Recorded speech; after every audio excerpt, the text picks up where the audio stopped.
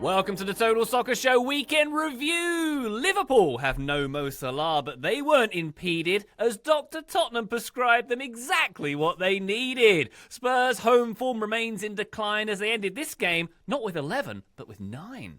Man City went to West Ham and got their kicks while Arsenal stayed on top with a win at the Hilly Dicks. Wolves continued to be serial point dodgers and Man United suffered thanks to the mighty Morgan Rogers. At Leeds, Dominic Calvert-Lewin had another few goals brewing and Crystal Palace had a good amount of the ball, but in the end, they were KO'd like Jake Paul.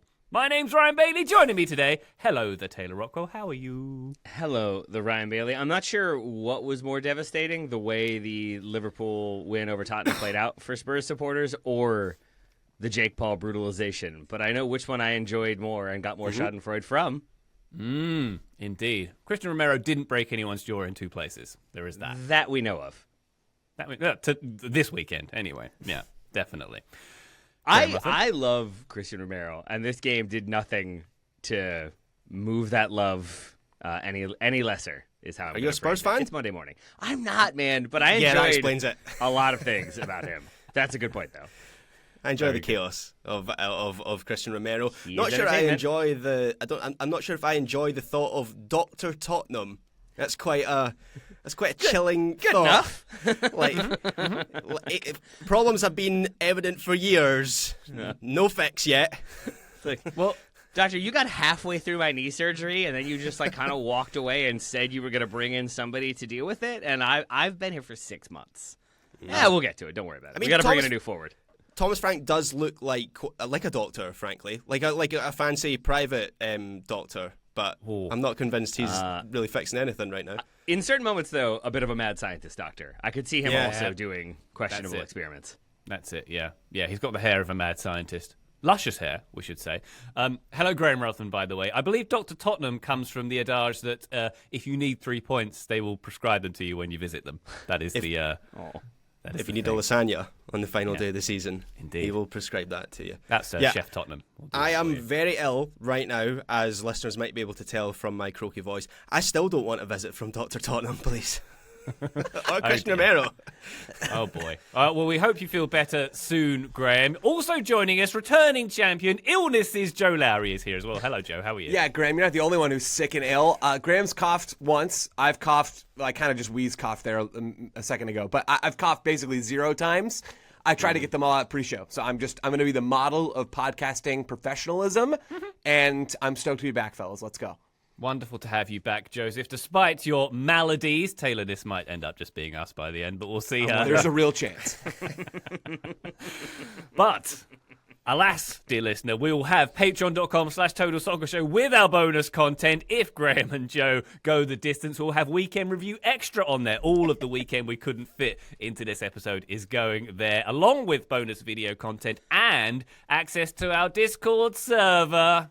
All the cool kids are hanging out there, including Illnesses, Joe Lowry and Graham Ruthven. We all hang out there. It's a fun time indeed. Patreon.com/Total Soccer Show. Thank you to everybody who has supported us via that medium this year and beyond. Thank you very much indeed. Why don't we, good sirs, go to the Premier League and Tottenham 1, Liverpool 2.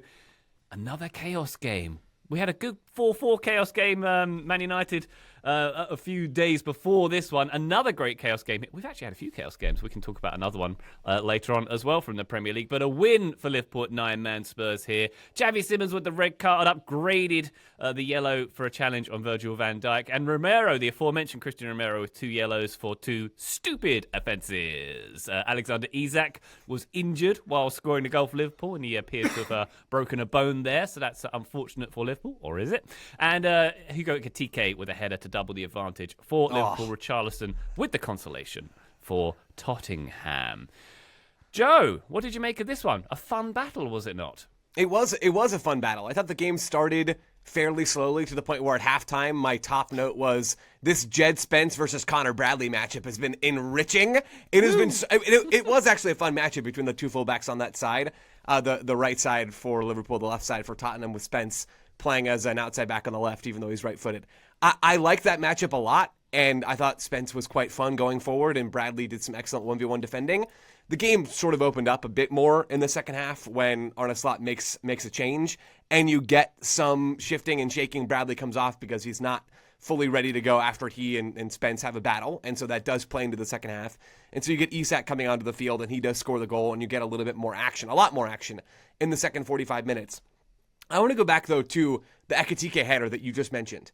I don't think there is a team whose talent, like if I watch them on an individual player level, if I just spend 15 minutes watching Ekitike, or 15 minutes watching Bradley, or 15 minutes watching Curtis Jones, I don't think there's a team whose talent is so disparate from their consistency or from their actual team-wide quality as Liverpool, at least not in the Premier League.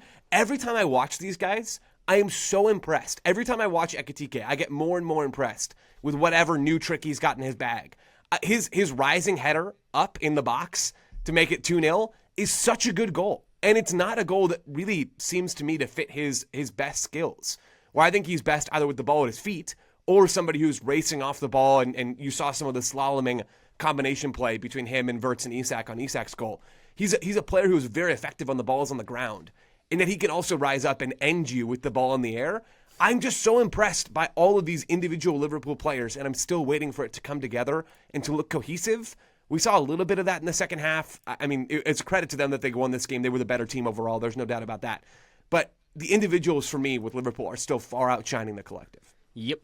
Joe, I think you've summed it up really well. And I had similar notes in that first half. The red card obviously changes things, but I was really struck by how much Liverpool seemed to just be lacking individual difference makers, even with that talent disparity, even with so much of the talent you're talking about, Joe. It felt like there was a sort of dedicated intent to pass the ball and get players into like the right positions, quote unquote, and less of an emphasis on go at somebody, create an opening, and then from that uncertainty create further opportunities. And so it just looked very like they were figuring it out. You could see the wheels turning at times almost in the way Liverpool were building and possessing. And I really wonder what would have happened if there hadn't been that red card, because the energy at Tottenham Stadium was very negative, pessimistic from the outset. There were boos when Spurs weren't able to create more. There were boos in certain moments when Vicario has like a fluffed clearance. There's boos there. It felt like this was a game that the Spurs supporters were going to be critical if things didn't go well. But if there had been fight, if there had been a goal, I think that energy reverses. And I do wonder if it could have gone a very different way. But then we get that red card. Then we get the halftime changes that are clearly just Liverpool intending to pillage Tottenham, and they more or less end up doing that in the game, and then Tottenham kind of pillage themselves at points.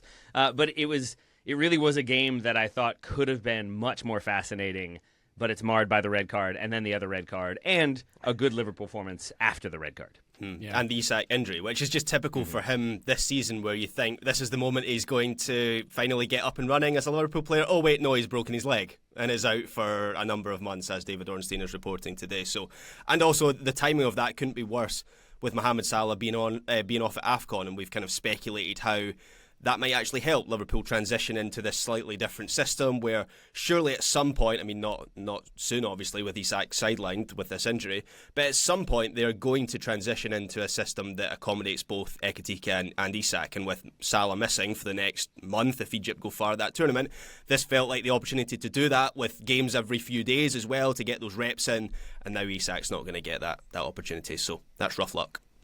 It is indeed. Taylor, to touch on what you mentioned about Spurs and sort of the pressure they seem to be feeling at home, it seems to be this narrative that, you know, they've got this huge stadium and there's sort of, it's a bit of an albatross at times for them. They've won 2 of their 9 league games at Tottenham Hotspur Stadium this season. Only Wolves have fewer wins in front of their own fans at this point. Do we buy the narrative that the fans who seem to be quite unhappy, it's not helping the team, generally speaking? Well, you think when you've got that many fans in your stadium, you'd have a bit more backing behind you. If you won games, you would. Yeah, I mean, I don't really know what they're meant to be backing. Like, I think a bigger issue for Spurs is just the lack of creativity in terms of like the personnel. So Xavi Simons going off in this game is just a disaster for them in that sense, because he's the only player who is able to carry them up the pitch. And we've spoken about Xavi Simons in the last few weeks and how, in my opinion anyway, he has grown more accustomed to surroundings and just like the nature of the Premier League. And I try to stay away from that talking point as much as possible. But I think it is a fair point to say that for players of his kind, attacking midfielders, number 10s, in other leagues, they have more opportunity to be static on the ball than in the Premier League, where you need to be shifting. Like, you need to be covering a lot more ground.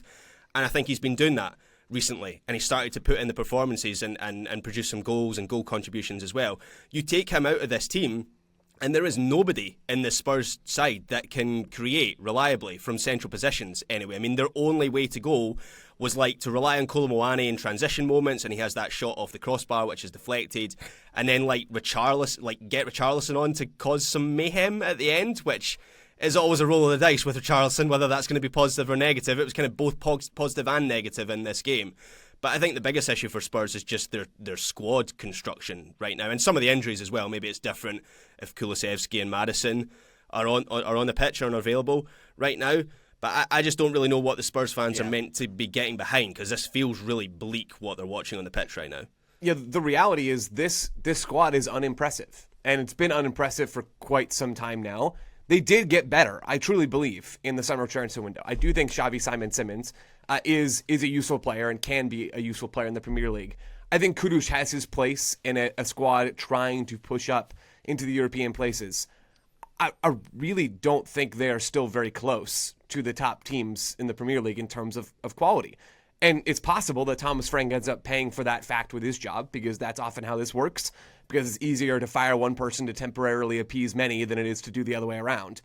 But it's still a bleak picture for Tottenham. I don't know that anybody needs us to tell them this, but this team is uninspiring. And that was the case before this game.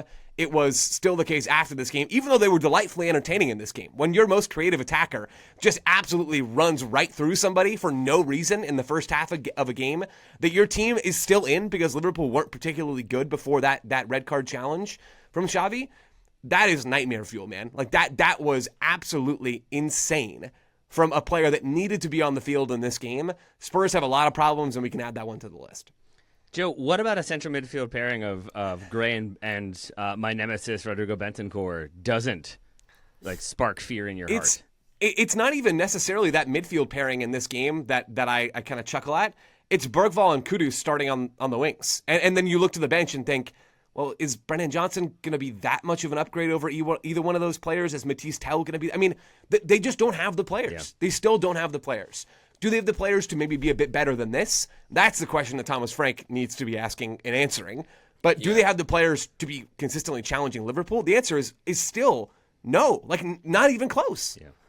Yeah. Could Kudus play as do you remember in his Ajax days, he would play as a sort of false nine, a mobile centre forward? Would it not be an idea to have him in that role and then have a bit of verticality with Brennan Johnson, at least on one of the wings, and maybe get into the attack that way? It just felt I had no idea in this game how they were going to reliably create opportunities. I think the question marks, even in the hypothetical scenario you're generating, show the problem with this Spurs team. I feel like it's one where to solve one problem or put one player in a more favorable position theoretically, you then create one headache or two more headaches with other personnel. And I think that is a problem with the way this squad has been constructed, combined with those injuries. Because you mentioned a few of them, but I think it's worth noting that the Sarr and Basuma midfield is obviously disrupted by international duty and injury.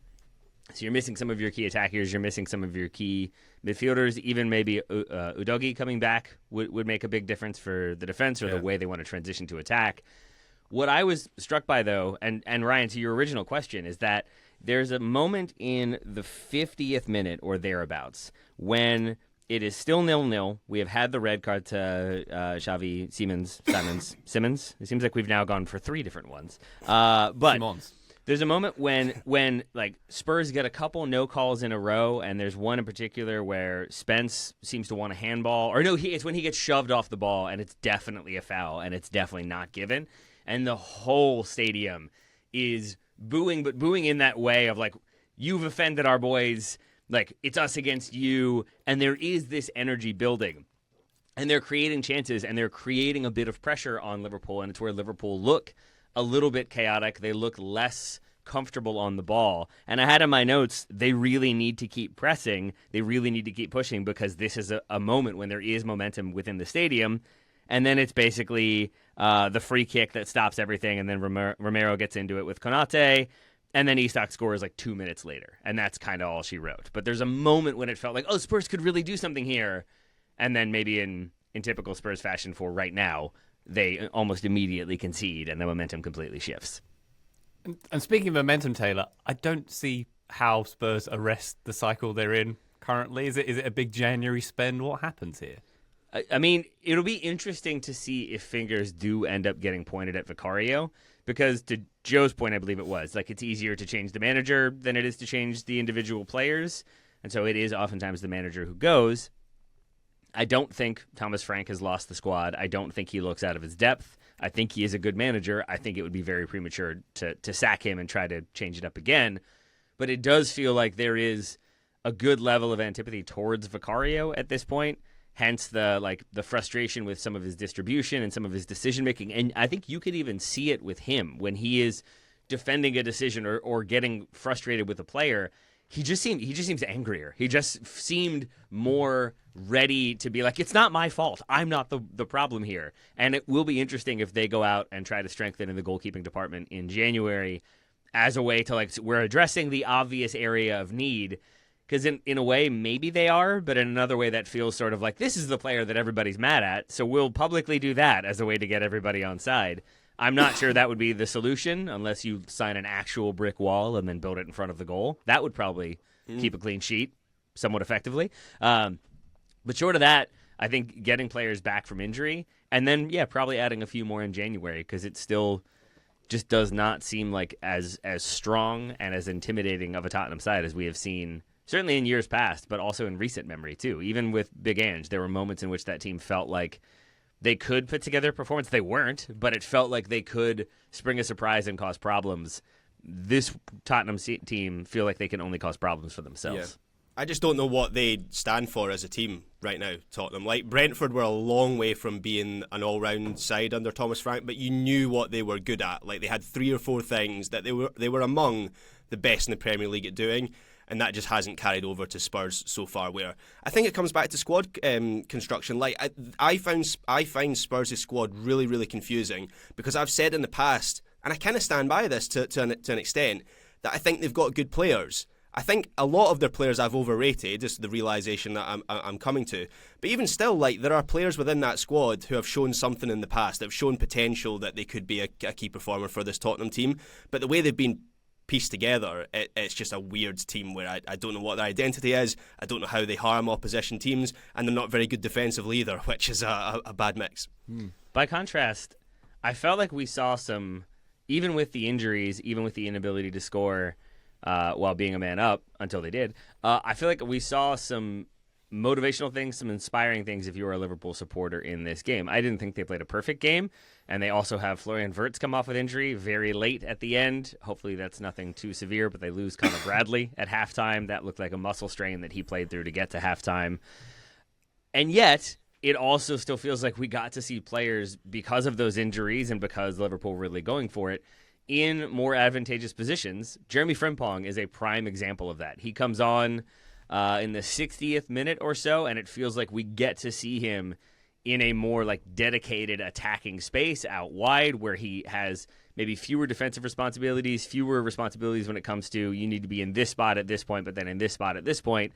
But instead, I think, is allowed to take people on, and it is allowed to kind of do some step overs and create a little bit of space to cross the ball. And even for the second goal, it's just so rapid in the way Liverpool win the ball back. Thank you, Sergio Romero, for an errant pass straight at a Liverpool player. I think it was Alexis McAllister's hip that it banks off of that kind of launches the Liverpool counterattack.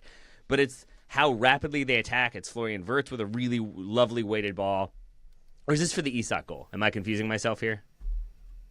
I don't Possibly. know. Okay. I'm not sure. Either way, I think, like, the way Liverpool transitioned to attack with Frimpong on the pitch, with Isak coming on, obviously Isak now out, but it still felt to me like a team that just had a bit more ruthlessness, and when sort of tasked with go out there and score some goals, this team is there for the taking. It felt like you saw them kind of at their hungry best, and that was a sight to see. There you go. Spurs with the 2-1 defeat at home to Liverpool there. Maybe the solution is for, rather than buying someone, to create some kind of monster. The mad scientist, Dr. Frank and Spurs monster. It's created at the back. Thank I you. like that. I like Thank the you. Frank monster. Mm-hmm. Yeah.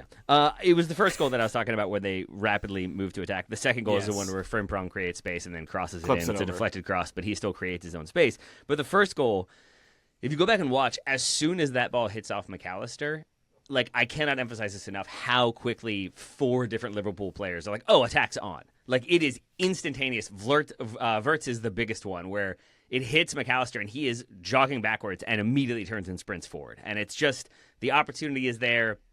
There is a switched onness to the way they attack, to sensing that moment and then taking it really, really well. And that is a thing that I feel like we haven't seen as consistently from Liverpool of late. And so even with the injuries, even with the absences, I still feel like this was an important win, that they were able to kind of find combinations that worked and find ways to score. There we go. Liverpool in 5th, Tottenham down in 13th as we head into the festive period. We take a quick break. When we come back, what happened at St James's Park? A great game is what happened. We're going to talk about that in a second. Total Soccer Show, welcome back to the Weekend Review. Just a reminder, we are on YouTube.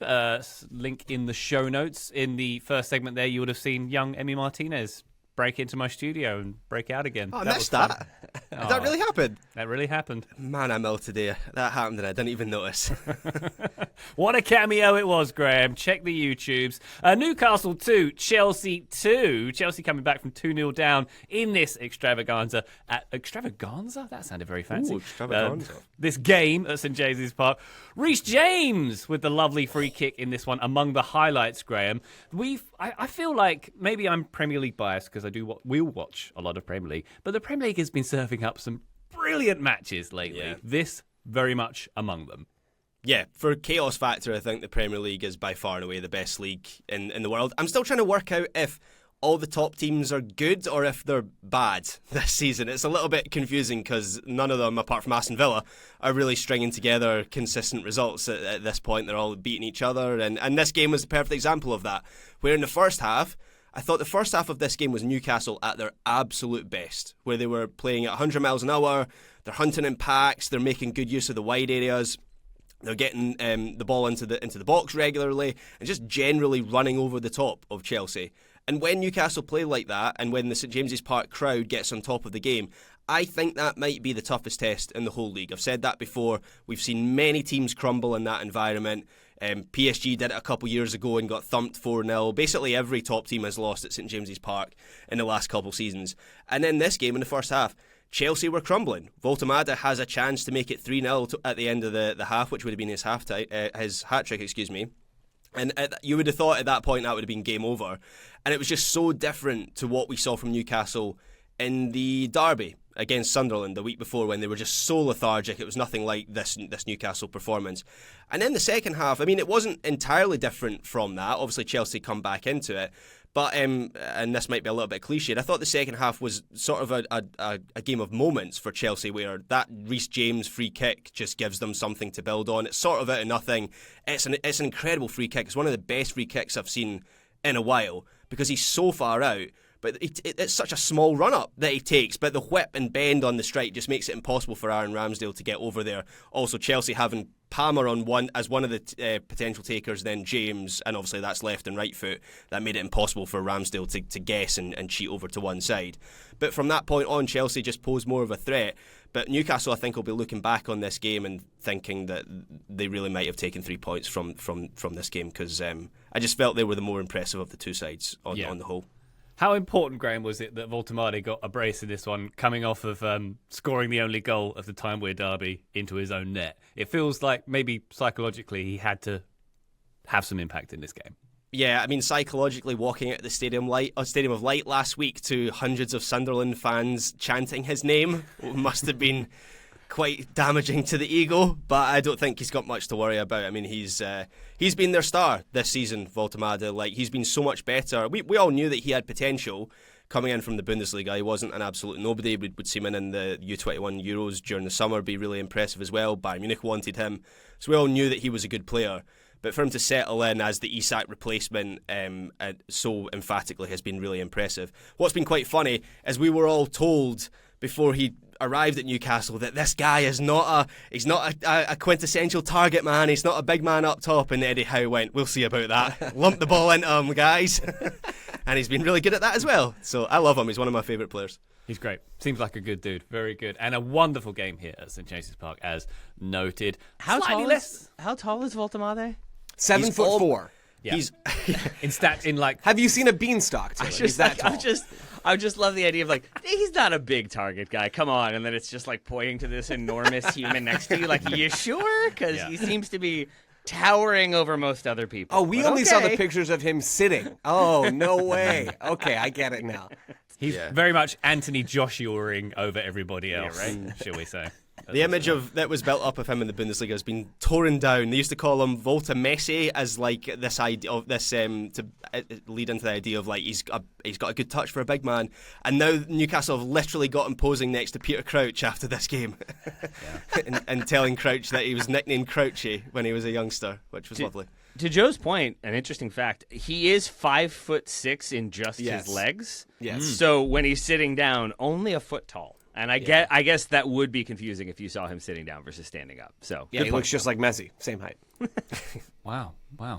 Bless, we're lucky they don't play sitting down. This game started Saturday's slate of Premier League games, a wonderful one. We finished up with a less wonderful game, I would argue. Arsenal's 1-0 win at Everton. Pretty scrappy stuff, I'd say. Graham Victor Gyökeres with the goal to put Arsenal back at the top after Man City's result. We'll talk about that in a second. What do we make of this one? It felt to me like one that I felt like, why did I watch all of that?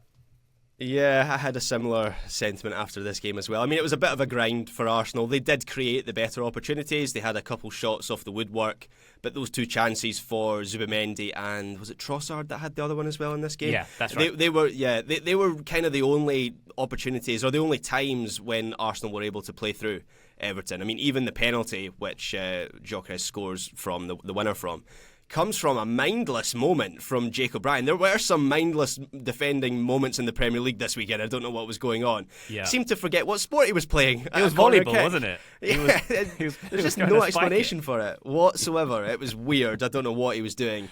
But yeah, it was a big win for Arsenal because obviously City are now putting serious pressure on them. City were top of the table when this match kicked off, which was the first time Arsenal hadn't been top of the table since I think early October. And we said on Friday's Weekender, that this had upset potential. So Arsenal can certainly play a lot better. I don't know if they can continue to keep grinding out the wins every time, considering they also did this last weekend against Wolves. They do need to lift their level somewhat, but it's a result that nonetheless keeps them moving forward. It does indeed. And as noted by Graham, their Man City were top of the table for a few hours on Saturday after their 3-0 win over West Ham. Erling Haaland, of course, with the brace. And Tierney Reinders. Nice to see Reinders getting some action around this time of year. Very good indeed. 'Tis the season. Joe, what do we make of this one? Erling Haaland has as many goals as West Ham do now. That's quite a good stat for you there. Oh, that rules. I didn't even clock that. That's so good. City were awesome in this game. West Ham looked like their relegation fodder, which they are based off of where they're sitting in the table. This is not a bold prediction. They're going down. I don't think we're going to see any movement out of the bottom three right now in the Premier League with West Ham, Burnley, and Wolves. Wolves is the easiest softball of them all, but I don't think Burnley and West Ham are going anywhere other than hanging out in that bottom three. This feels like it's inevitable for West Ham. They could not mount anything. Maybe that's a little unfair in the second half. There are a couple of moments that they get out on the break. It's too little too late at that point. City just picked them apart. And it was a mixture of City doing really dazzling classic City things with clever off-ball movement in tight spaces, good entries into the box, all of those sorts of things. And West Ham just not defending inside their own box. Haaland gets his own rebound to score the first City goal. And that's like the number one no-no with Haaland. There's certain things with Haaland that you can't control, right? He's going to beat you for speed. He's going to beat you for strength. You cannot control for that. You can control at least far better what's happening to rebounds inside your own box. They're ball watching and not tracking runners. The third goal that City scored is just yakety sacks sort of stuff where I can so easily hear that playing in the background as the ball just clatters past or through multiple West Ham defenders. It's bleak. So West Ham were bad in this game. They're donezo. That's my take on them. On Man City, can I ask a question? Is that Rodri narrative dead? it kind of feels like it's dead, right? I mean, he's only started 4 Premier League games for City this year. City are now on this impressive win streak without him. And of those 4 games that he started, they picked up just 7 points. So City weren't particularly good or effective at picking up points with Rodri in the lineup. And they've been more effective at doing it without him in the lineup. How has this happened? Is the whole thing dead now? I think it's dead now, but that doesn't mean that it was incorrect in the past. So I think the players that they brought in the summer have adjusted to that new midfield unit. I really like that midfield unit with Reinders and Nico Gonzalez, who has just... Sometimes it's as simplistic as he's just improved. Like, he just looks more confident on the ball. And Bernardo Silva's still Bernardo Silva, so I like that 3 that they've got. And previously they didn't have that 3. Like, 2 of those players were brought in the last 2 transfer windows. So I think Man City have found a way to cope without Rodri. That is a scary thought that they've still got to integrate him back into this team, because this is the first time, and I accept your point, Joe, about West Ham being bad, but just looking at the all-round performance City put in here, it's the first time watching them play this game that I've thought, yeah, they might actually win this whole thing. I thought they were scary. They just absolutely smothered West Ham. They were like aggressive in the press. The control is there again. They look like they've got cover in defensive transition again. Obviously, there's verticality with some of the players they can bring off the bench, like Savinho. Cherki is balling. He's just such fun to watch. Foden is in the half spaces. Tierney Reinders is pushing forward into the box as well. So, yeah, if I'm Mikel Arteta, I wouldn't even watch this game. Just pretend it isn't happening. That's the only thing you can do, because I think City look really quite frightening again.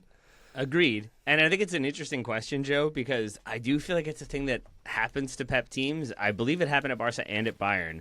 But with City previously, I remember a time when Rodri first comes into the team as the Fernandinho replacement, and it's sort of he can't do it, he doesn't have the experience, he doesn't have the understanding, and it always just takes that 6 months to a year for the player to get to grips with it. And I wonder if maybe that's what has happened, is that some of the City players just have a better familiarity with the position, with the role, what's being asked of them. And so now you have other players who can do it as well or better with Rodri still recovering. But it does feel like a thing in Pep teams that you have to replace the linchpin, and that person who comes in is oftentimes seen as inferior or less than, or is never going to be at that level. And then in a year or two, you forget the person that came before. So you're saying the Fernandinho narrative is dead? That's the Finally. one. That's the one. Yes. Got it. And before that, the Fernando. Was there a Fernando and a Fernandinho? Yeah, there was 2 of them. Yeah. Yeah. What a time. What a time to be alive. Indeed. Wonderful stuff for Man City there. One other game we'll touch on the Premier League here on this feed. Aston Villa's 2-1 win over Manchester United. Morgan Rogers on the double here, either side of a strike from Mateus Cunha. 10th straight win in all competitions for the mighty Aston Villa. The last time they won 10 in a row was 1914. Wowzers. Villa are Villa a title contender? They're in 3rd place. They are 3 points behind leaders Arsenal at this point. We have to take them seriously, do we not?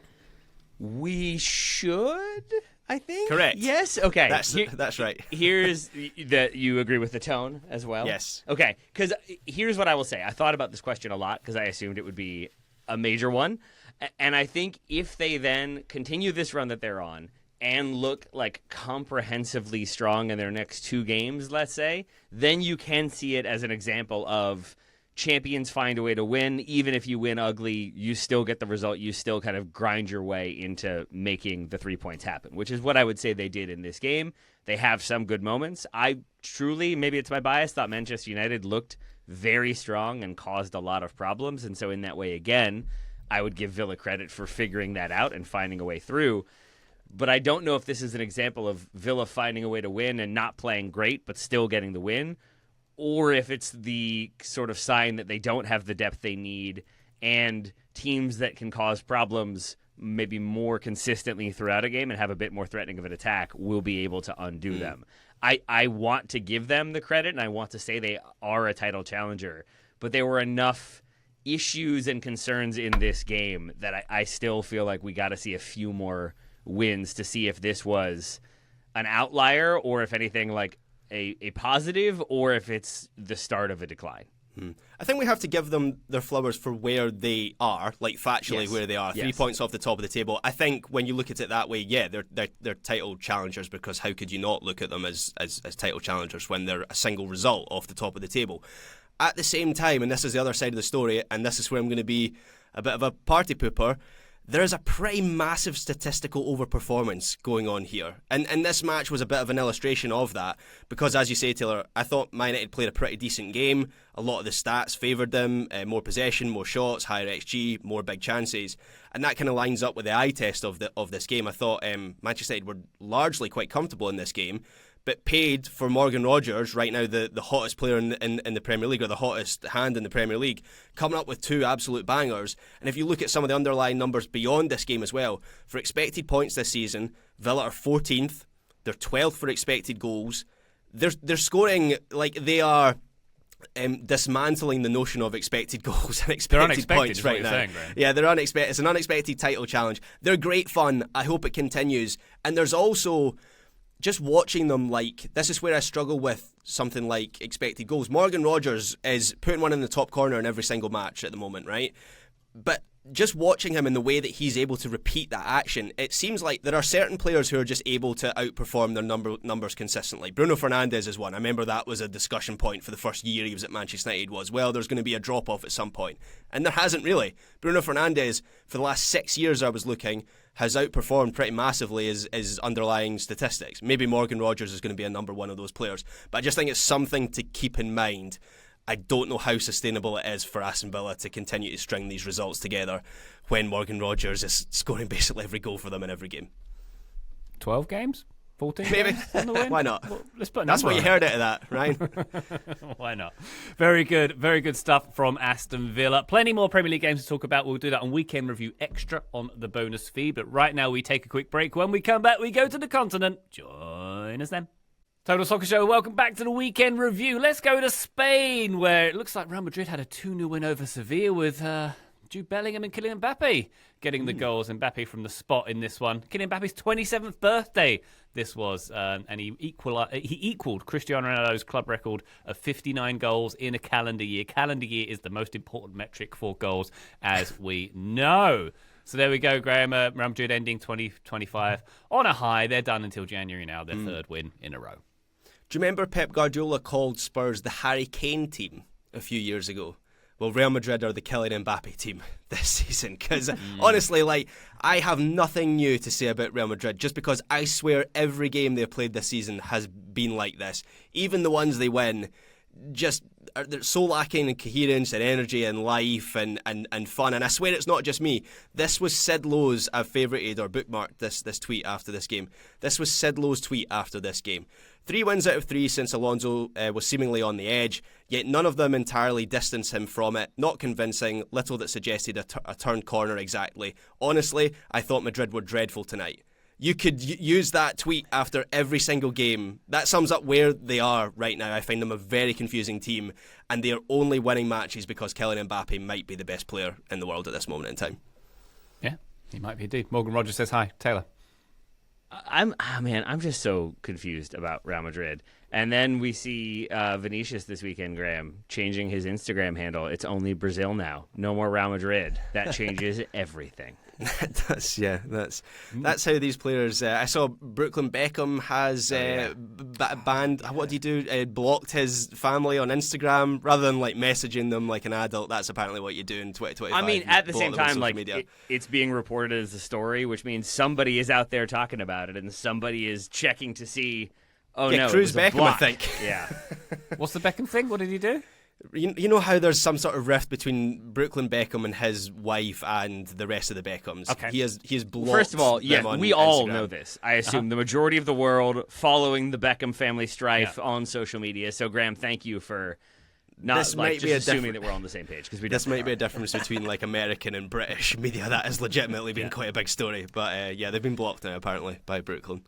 So. See, Victoria was introduced at their wedding as the most beautiful woman at the wedding by Mark Anthony. You know! I do know. I read the whole story. And apparently that happening years ago seems to have started the rift. And now it's grown to the point where they unfollowed. No, they didn't, says Cruz Beckham. We were blocked. It's not even the best bit is they restaged their wedding, Brooklyn Beckham and Nicola Peltz, I want to say her name is, without the rest of the Beckham family there, so they could redo it without that moment. There are certain moments where I'm like, is this Is this what the French working class felt when they decided certain French monarchs needed to meet the guillotine? And I just wonder if maybe like the Beckham family restaging a wedding for social media clout is, I don't know, the sign that revolution is here. Wonderful. Let the record show that I withdraw my Beckham question, and I regret the last couple of minutes. Yeah, I do. Same. Yeah. Joe's got more to contribute. Yeah, Joe, go ahead. So much more. I care about this so much. I have so much to say. Joe actually, is it Brooklyn who did the photo album that Joe now owns? Joe has that. Well, right? yeah, that's. Oh, I haven't hung it yet. Sorry, it's going to be on the wall behind me. Elephants The are elephant famously picture, difficult to photograph because they move so quick, Taylor. They do. That's the thing. Anyway, Barcelona with the 2-0 win at Villarreal. This game, you may remember, was meant to be in Miami. Oh, I'd forgotten about that, actually. Yeah, but it took place in Villarreal's obscenely yellow stadium instead. By the way, the Milan-Como game in February is still very much scheduled to be in Australia. That one is going to get pushed through, it seems, at this point. But back to Barcelona, goals from Rafinha and Lamine Yamal in this one. Villarreal ending the second half with 10 men because of a bit of a... No, well, it was a reasonably bad tackle on Yamal in this one, Graham. I thought it was a really bad tackle, by Renato Vega, right through the back of Lamine Yamal. I thought it was a deserved red card. And that was kind of a turning point in this game, because on the face of things, on the basis of the scoreline, this was a routine win for Barcelona. But I was watching this game live on Sunday, and that does not tell the whole story at all, because Barcelona had a real game on their hands in the first half. There was a glorious chance for Nicolas Pepe in the first couple of minutes. Jose Perez had a decent chance as well inside the first 10 minutes. And Barcelona, they were giving up the ball inside their half way too easily, and at Villarreal were looking really threatening. Rafinha then scores the penalty after that to put Barcelona ahead. But Villarreal, they kept coming forward. They had a disallowed goal by Koundé for a very marginal offside. Joan Garcia made a big save from Tejan Buchanan after a slack back pass by Alex Balde. And then the Renato Vega red card happens. That really changes the game. Against 10 men, Barcelona could control the game a lot more. But even then, Joan Garcia had to make a couple of big saves from like quick transition counter-attack breaks. So it was, despite the scoreline, it was still managed to be a classic Barcelona chaos game, even if, as I say, the final outcome doesn't show that. Indeed. To the Bundesliga we go, where shock and horror, Bayern Munich got a 4-0 win. That was at Heidenheim. They go into the winter break with a 9-point advantage, Taylor. And Harry Kane got a goal. Yay. Yeah, he did. You know, in like the disaster movie, when the tidal wave is coming and you could just see how enormous it is, and the person is like on the mountain, but the tidal wave is going to take them out, or the person is on the beach and you can see how big it is, and there's just no point in really running or fighting it. That's Bayern Munich in the Bundesliga this season. Like, it's just inevitable. They are going to crush you. They are going to run riot. In every single like Bundesliga highlights show, they are almost always the last team. And I used to assume that was because like they thought, oh, you know, people are just switching it to see what Bayern did, so we'll put them last so they stick through. And now I think they're just like, no, it's inevitable that Bayern won. We'll just add that as the final game of the week, because everybody knew that's exactly how it went down. And they are still trying to create interesting narratives with Bayern, because this one was that like Harry Kane has 100 goal involvements in only 78 games, which is a record for Bayern Munich supporters. They asked him about it afterwards, and his response was like, correctly, I don't really pay attention to these things, but anytime they happen, it's always fun. Like, it's clear that he is not really caring about these things, but they've got to find a way to put narrative on a Bayern team that really the only narrative is they are just going to slaughter Bundesliga opposition, because that's what they've done. That's what they continue to do. But it was still an interesting weekend in the Bundesliga. Graham, I feel like the Leipzig-Leverkusen game played out exactly the way I needed it to for my lack of enthusiasm about Leipzig on the Weekender show to be validated. Because Leipzig start strong. They get a great goal from Xaver Schläger, and it felt like, okay, maybe they are going to spring a surprise. Maybe this is where this team of relative youngsters shows that they belong, and then Leverkusen basically just played their way into it, get the 3-1 win, also get a goal from Montreal Colworth, the 18-year-old. I think it was a debutante, and afterwards, U.S. eligible debutante, by the way. Just wanted to point that out. Get him on that plane. He looked good. He looked very happy. Where's it going? The World Cup's in the US. He's from Germany. Get him to the America. US, Graham. Fair enough. I guess Look, that makes Graham, sense. we're not all going with Ryan's steamboat approach that he advocated for on the Weekender as well. But instead, it was Leverkusen who looked strong, looked confident, looked like, well, you scored one, we'll find a way to get another aerobatic goal. Aerobatic, that's not the one. Acrobatic, there it is. First try. We're all on point. Acrobatic goal from Terrier, then they get a few more. But it was Kasper Hjulmand, for some reason, this is what stood out to me afterwards.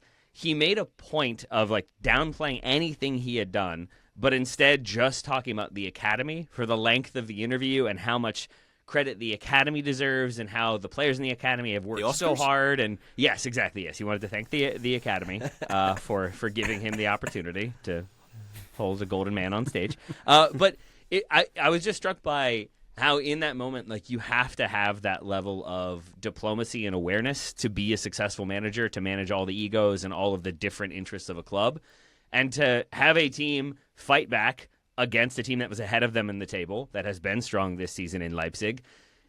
That could have been a victory lap for a person who obviously did not start the season as the head coach, but gets the gig, and he could have kind of celebrated. And instead, to just spread the credit around, it was a reminder that the vibes at Leverkusen are very strong, that it seems like everybody is kind of feeling it again and seems to be playing with confidence, and you have even youngsters coming in and making an impact. And, like, not just because it's such a, like, hot take, I did wonder, like, if Xabi Alonso gets sacked and you need somebody to come in and, like, manage egos and stabilize and play the politics game, like, why not the guy who's fixed his old club? Let's just have Kasper Hjulmand follow Xabi Alonso around, and he can be the replacement. You do have to have Sackboy Erik ten Hag first hired, though, to just make things even worse than they were before. Then Hjulmand will fix it. So that is me advocating for him as maybe coach of the month, but then also as a future Real Madrid coach. Cool. Ryan's excited. The other one I want to spotlight, because so many people in the Discord, or at least one, was excited about St. Pauli and Mainz. And I just need it noted that, as I said last week, I'm paying more attention to the Bundesliga commentators. The halftime ended with the line, the attritional basement battle that we all expected this to be, which is a way of saying I think there was like a combined like 0.08 XG in the first half. It was a grueling game that finished 0-0 with both teams, I think, being okay with the point. The other one worth spotlighting would be Dortmund versus Gladbach, where Dortmund's sort of semi-dysfunction was less dysfunctional than Gladbach's general dysfunction. Dortmund with a 2-0 win.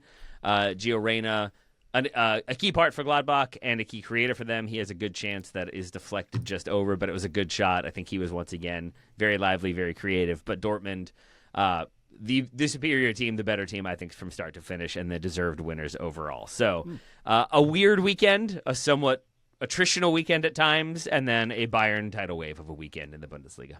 There we go. And they are on their pausa for the next few weeks. Let's go to Serie A, shall we? Where Juventus got a 2-1 win over Roma. Conceição and Openda for Juve with the goals, and Balzandi with Roma's consolation. Juve, Joe, closing the gap a little bit on that top four with this win. Yeah, this was the best Juve I've seen all season long, and I don't know that it's particularly close. There was a lot of fun things that happened in this game, even just like personnel-wise. We had McKennie popping up in that right wing back role again, which he interprets in a very fun way because he's not just going to play wing back. That's not who he is. You had Roma playing without a striker in Gasparini's 3-4-3. It was Dybala who played up top for long bits of this game. He had some nice connection with Wesley, who was playing at left wing back. Juve in general were very, very good. They were defensively sound, and they were more effective in the attack than I've seen from Juve this entire season. So that is where I think the real improvement was in this game. They were fluid. And maybe that's the thing that caught my eye the most watching this game. On the left, you had Yildiz and Conceição and Cambiasso and at times Openda also rotating so beautifully. And that rotation led directly to Juventus' first goal. So that's on the left. You have a lot of fluidity there. On the right side, I mentioned McKennie playing as that width provider. He's still going to rotate inward because he's not really a width provider at heart, and we know that. So he was moving inside at times to overload centrally, and I don't think Roma had answers for that. And you see McKennie directly play a part in that second goal. He ends up getting the assist for Openda, but that whole sequence comes after he's fired off a powerful header on frame. The ball comes back to him, and then he slides it over to Openda, who makes it 2-0. And a good moment for Openda to get a goal as well for Juve. But really, the player that I think stood out the most in this game was Yildiz, who I have not really been on board as a real difference-making attacker. I think I'm there. Or at least I'm getting darn close. Yildiz and Conceição connected so well in this game. And they're crucial on the first goal sequence. but there's other brilliant moments beyond that. There's a moment in the second half where, Till, I think you watched this game, where Yildiz threads Conceição in behind, and it's a great through ball. Conceição maybe is just not quite quick enough to get to it cleanly, or Svilar makes a good play on it coming off his line. Conceição then tries to backheel it past the Roma goalkeeper, and it's so audacious. And I love it so much. It doesn't work, but that doesn't matter. But Yildiz's vision in that moment and his vision throughout this game, mixed with his close control, and I think we're finally starting to see a player who can be a regular difference maker in Serie A emerge. And Yildiz is still young enough that is a terrifying thought, because he still has more improvement that he can do. I thought he was excellent. I thought Juve were excellent. This is the best I've seen of them. Nodding with everything you've said, Joe, including that Yildiz Conceição connection, because obviously it's the first goal, but 1 minute before that, it's Yildiz dribbling into the box, squaring to Conceição, who is like found a pocket of space because the Roma defense is kind of panicking by the dribble from Yildiz. He gets a shot. That one is, I believe, blocked. But then it's 1 minute later. It's like almost the exact same sequence, except it's Cambiasso, to your point about the fluidity, coming across for a lovely, intentional little flick that then sets up the goal for Conceição. But I thought that was really strong from Juve. I thought McKennie was pretty strong, given his space interpretation, that sometimes he is a right back, sometimes he's a right wing back, sometimes he's a right winger, sometimes he's a central midfielder, sometimes he's all of those things in the same 30-second sequence, as he kind of was for the second goal, where he's in there attacking the ball in, he wins the header. And then I think it's a really clever moment for people who haven't seen. He wins the header, it's saved, and it spills back to him. And I think a player who is just panic a bit more, saw the opportunity to score a goal and didn't quite get it, they do everything they can to try to get another shot off, even if it's contested, even if it might not go in. It's just like, oh, the goal is there, I can take it, the goalkeeper's down. And it's a credit to McKennie that in a quarter second he recognizes, I might not be able to score this one, but if I basically toe poke it off my teammate who is open and 5 yards away from me, I bet it will go in. And he really does kind of bank it off Openda, and then it goes into the goal from there. So he doesn't get credit for the goal. He definitely gets the assist, and Openda is there, and I thought he was excellent in both his hold-up play, but then his off-ball movement and his runs in behind. I agree with you, Joe. I thought this was a really strong Juve performance, and I would assume supporters and Luciano Spalletti are heartened by it. A little more confused by what we saw from Roma, and I do think some of that is the talent disparity and where the spending has gone for Gasperini. He brings on Leon Bailey in the second half for a lovely 20-minute cameo before taking him off. That was reportedly due to injury. He felt a hamstring tweak. But I will say that where the second goal comes from is Zagrova for Juve, who comes on as a second-half sub, basically just having acres of space to pick out his cross and then play it in. And he had two more moments like that prior to the goal, all of which were Leon Bailey standing maybe 5 to 10 yards off and being way too slow to close down, plus a few moments when he is errant in his passing. Maybe there was a little bit of a tweak, and that's why the hamstring had to be dealt with, but maybe also it was not great execution from him or this entire Roma team overall. And I thought Juve deserved winners, and I think will be strengthened by the result and by the ascent up the table as well. There we go. Good stuff. Only 6 matches in Serie A over this weekend because the Supercoppa Italiana has been taking place in Saudi Arabia. Napoli playing Bologna without Natalie today, as we probably will be playing as this drops on the feed. Both Milan sides are out there as well. One other Serie A result I'd like to spotlight, though. Fiorentina 5, Udinese 1. Fiorentina's first win of the season, and boy, was it a win. There we Not go. a quiz question anymore, or a different quiz question. It is, yeah. Which team that scored 5 goals this weekend is still bottom of the Fiorentina. league? No, that's Points wrong. for Joe. Nailed it. Sorry, Ryan. The king is back. He is indeed. Long live the king. I won last week's quiz. Quiet down, Graham. Quiet down. Only because Joe wasn't here. I do wonder love if this. Joe would have gotten one of the questions. Joe, did you listen? It's okay. I did not listen. Oh, I'm going to have to go find it. Yeah, let's not do it again here. Anyway, let's wrap up this weekend review and say if you want some more weekend review extras on the bonus feed, patreon.com/Total Soccer Show, in which we'll be covering the opener to AFCON, Morocco Comoros, in which there was a very aerobatic goal, which I'm sure we'll get to as well. Also, my goal... Aromatic. I think we're looking for aromatic. Oh, it was I very... like aerobatic, Wasn't it? personally. That sounds Yeah. good. Does it? Indeed. Lots more It's an aerobatic rice. It's a Keep lovely trying, dish. Ryan. You'll get there. Yes, indeed. Thank you very much, Joe. More stuff on Weekend Review Extra. Join us there. But for now, Taylor Rockwell, thank you very much indeed. I've got 14 more things. Do we have time? On the bonus feed, we do. Let's hold them for there. Graham Russell, thank you very much. Thank you, Ryan Bailey. And Joe Lowry, good to have you back. Thank you very much. Hey, thanks, Ryan. And listener, thank you to Moses for joining us on the Weekend Review. We'll be back on the feed very shortly indeed. But for now, bye.